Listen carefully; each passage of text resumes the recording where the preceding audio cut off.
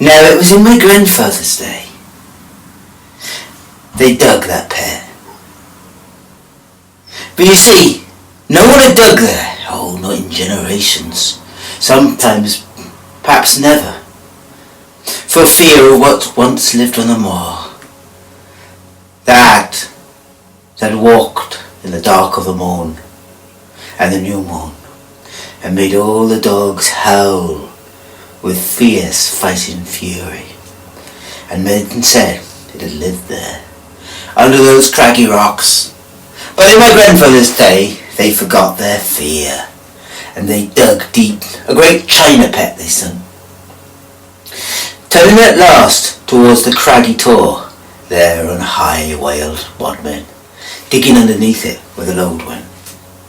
But my grandfather said it was strange. As they dug, they could see above them the granite, and one of them shone a lamp up it, and he could see that the granite gave way, that there was a crack, and beyond the crack the glimmer of a cave.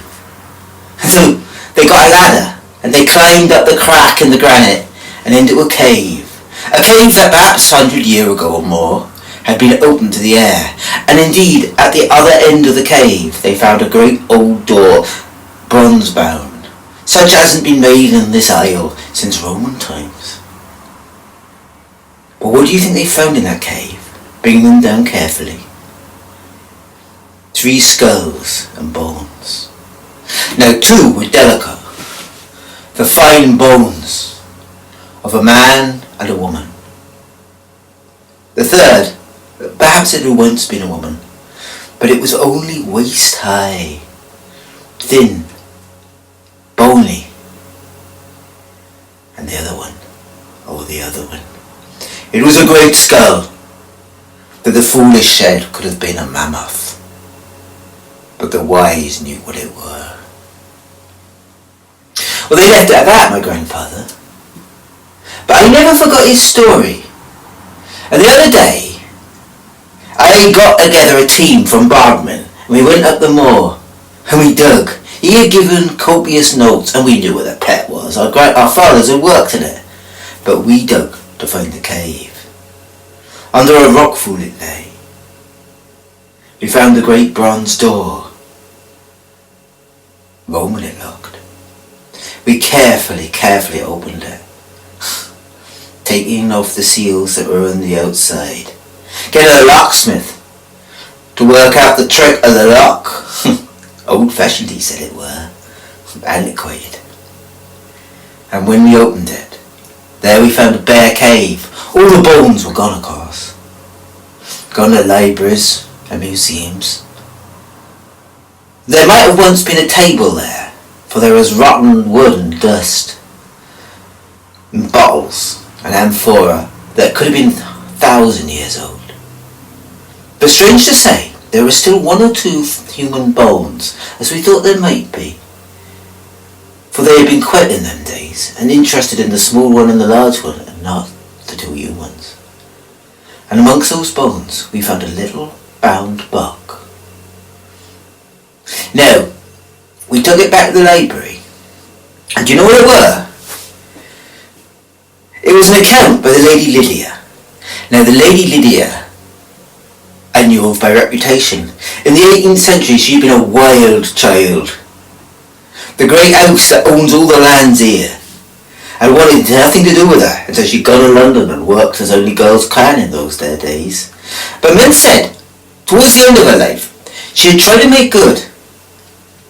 She had married an artist, and their family had summoned them to meet them.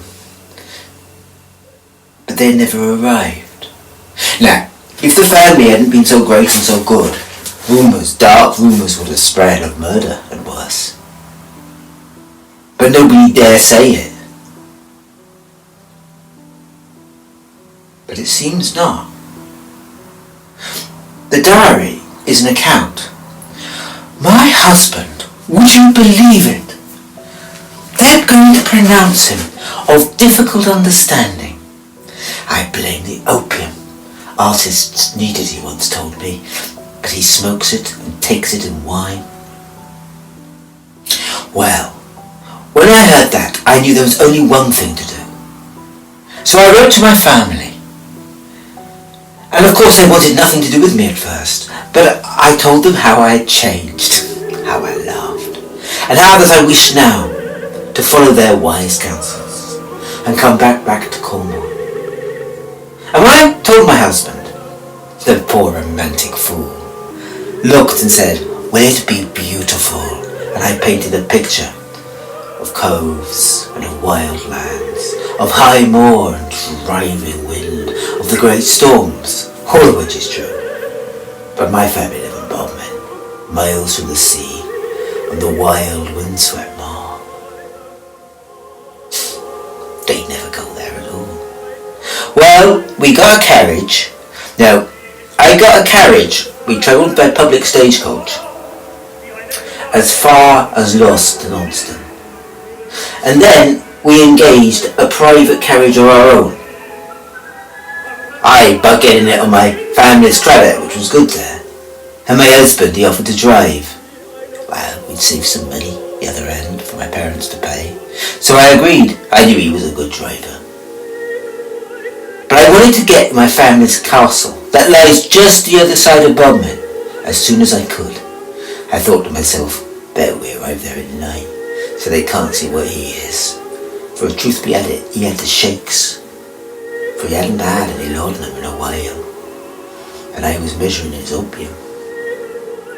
But we got on the carriage. Fool me, we got upon that carriage.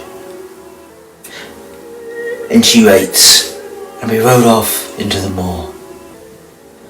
Now he was shaky and shaky and shaky, very shaky, my poor husband. Idiot. Perhaps if I had known how to drive, I would. And as we rode into the moor, the fog came down. Now I was always turning back, but my husband said, "No,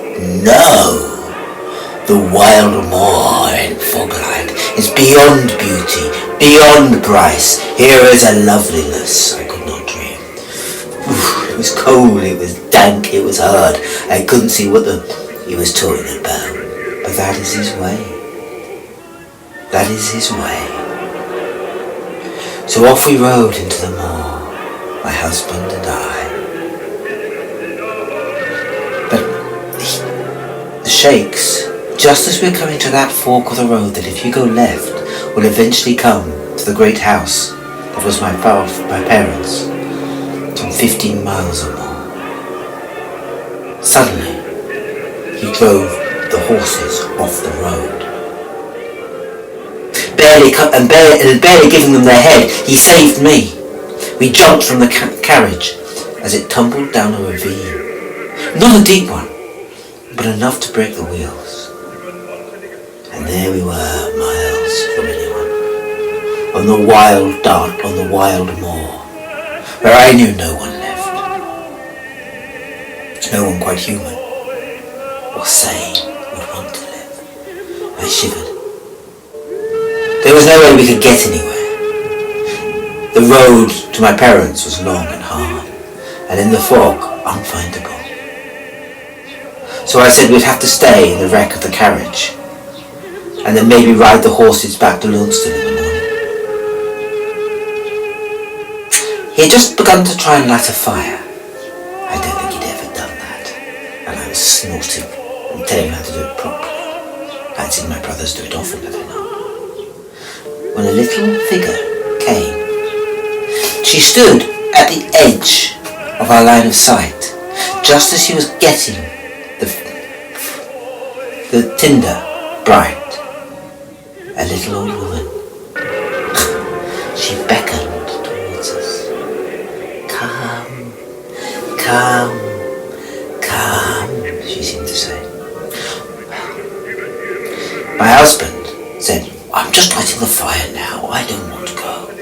But I said to the old woman, "Here, my good woman, do you have fire and flame and food? We need to find a bed for the night. Are you near at hand?"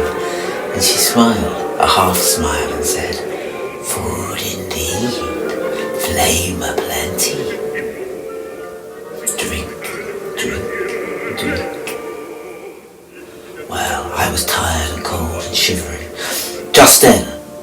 started to rain, that fine mizzle that puts out flame, and even my husband saw it was hopeless. He took my hand and said, "Then we will follow her." And we followed her as best we could.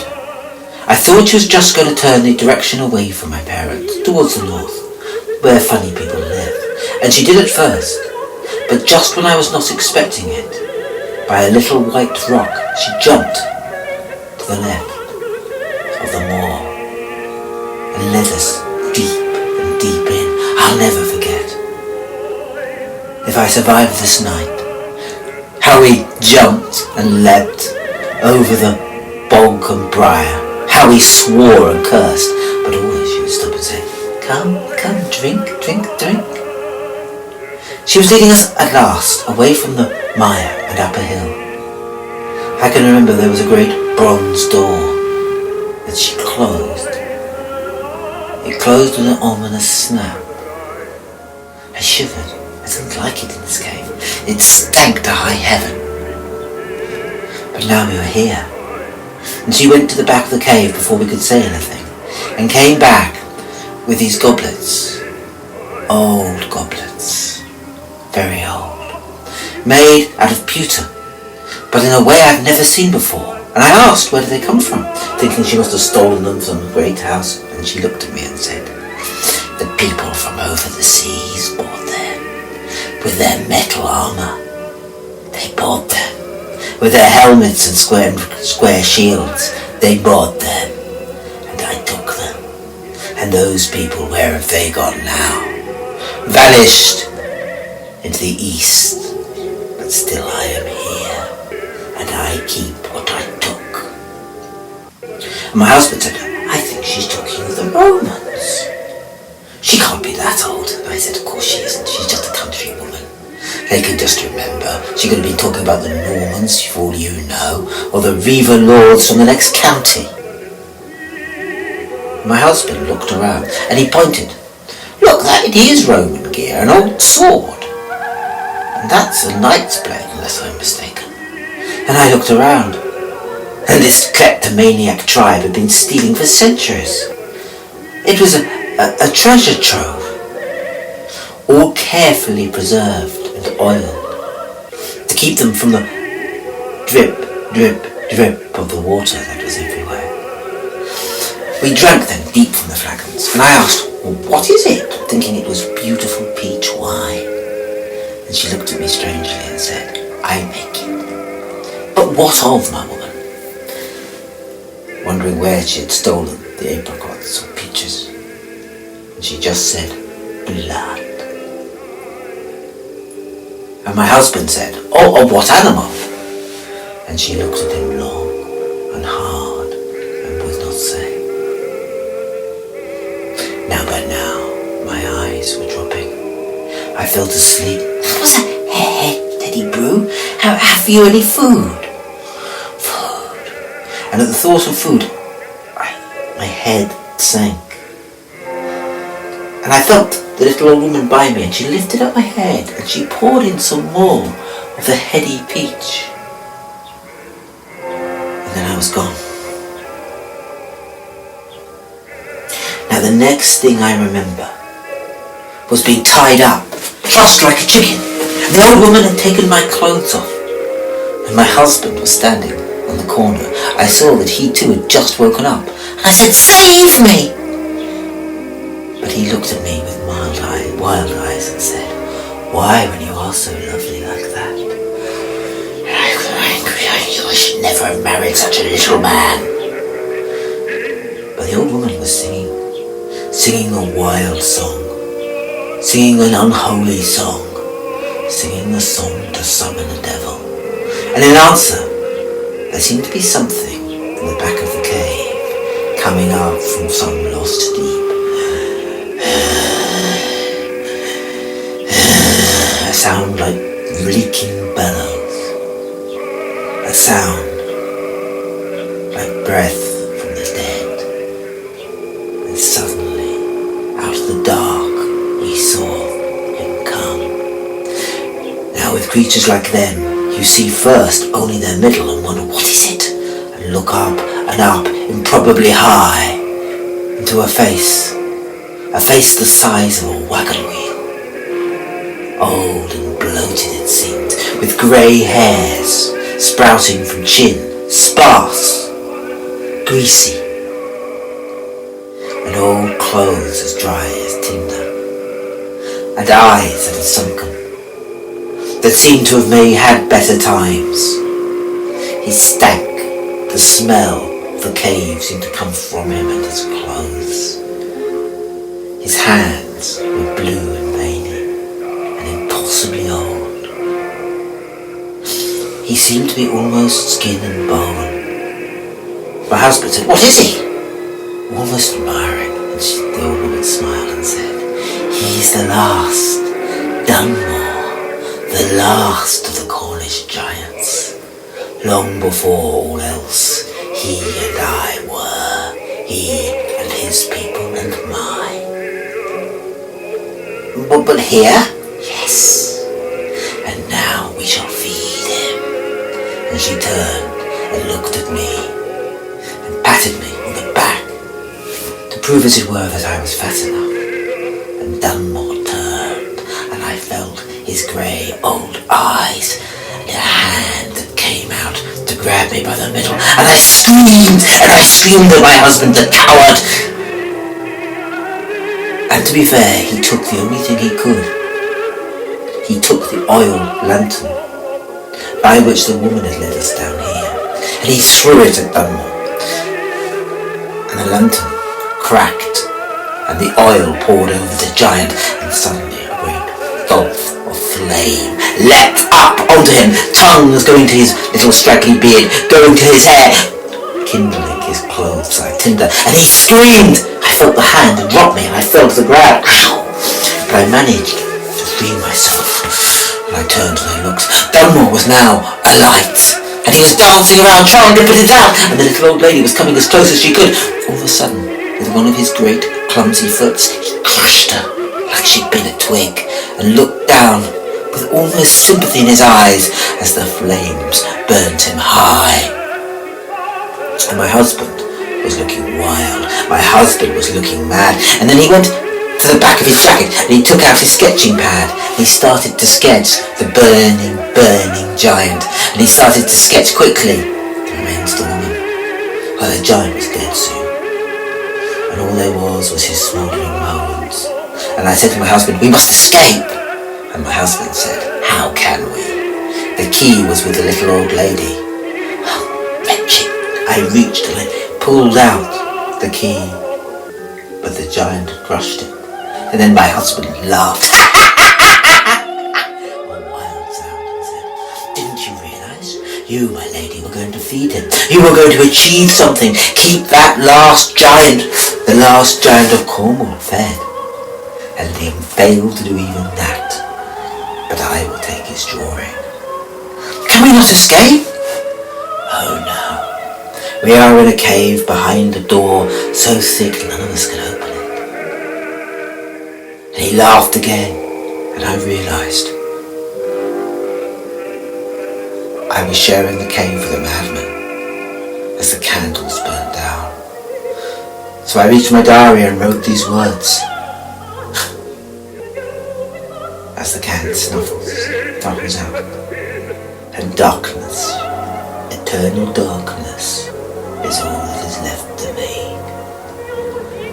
Well, we examined the cave pretty closely after that, and we did find a picture, ruined by the dam, but one showing an impressive figure beyond, perhaps.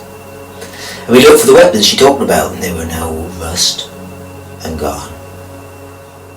And all that remains of the cave at the back is mudslide, as the great China works had made the earth move and hidden much. Well, we covered up the cave as best we could, leaving even the door in the end as a witness to old memory. And what might still, who knows, on the moor, in spirit alone, at least.